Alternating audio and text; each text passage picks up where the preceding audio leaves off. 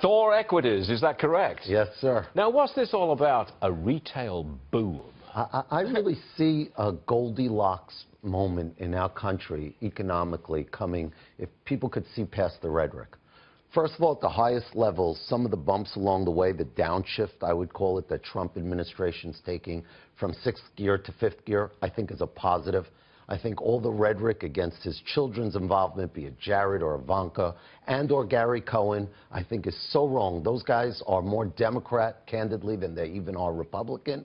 And now you've got a balance in the government, at least in the White House. You've got Bannon and Miller on one side. You've got Gary Cohen, Jared, and Ivanka on the other side. And what I see going forward for the administration is them taking a two-pronged approach. Bannon and Miller will handle one sect of the government, and I think that Jared, Ivanka, and Gary will all make an extra approach to the moderate Democrats. Now, hold on a second. I know you're in full flight here and you want to get to the retail boom. I got that. But hold on. Step back a second. What you're saying is that politics is extremely important for stock prices, and you like the way politics are going because you think that this administration is beginning to move towards the center. Have I summed it up about right? Better than I could have ever said it, so on the money, and you see it in the words you used earlier. You said Amazon, Microsoft, Google, all hitting all-time highs.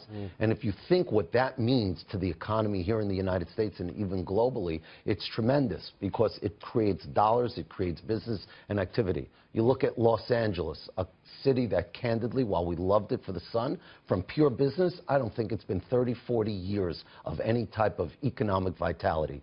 Today you go there, you go into the restaurants, you see the business, you see the activity, and so much of that is either from the trickle-down effect from, call it the Bay Area, of all those businesses moving, expanding homes, or you have it coming a little bit from the south. Playa Vista and companies like YouTube and or Snapchat that are based down there that are driving business, and then overlay it with Hollywood. Now you might say, why Hollywood? Well, Hollywood today has been infected by the technology bug. You see companies like Netflix, you see Amazon, you see all the content that's coming out. There's not a week that doesn't go by, I'm sure, that a friend doesn't tell you about a new television absolutely, series. Absolutely. Did you see Gorilla? Did you see Game of Thrones? Did you see Night Manager? Did you see this? Did you see that? And that's driving business. Today, actors are getting paid more. Film producers are getting paid more. You're a positive guy. You're laying out a very positive scenario, all kind of good, positive developments. You're looking forward towards a really growing economy? Myself, yes. I'm not always a positive guy. I think that I was a little bit more bearish. You know, from a real estate investor's perspective, we were way more net sellers 3 years ago than we are today. You're a real estate guy, primarily? Yes. We're in all investment classes, but primarily real estate folks globally, be it in Latin America, Mexico, Western Europe, and the United States, investing both for institutions and high net worth.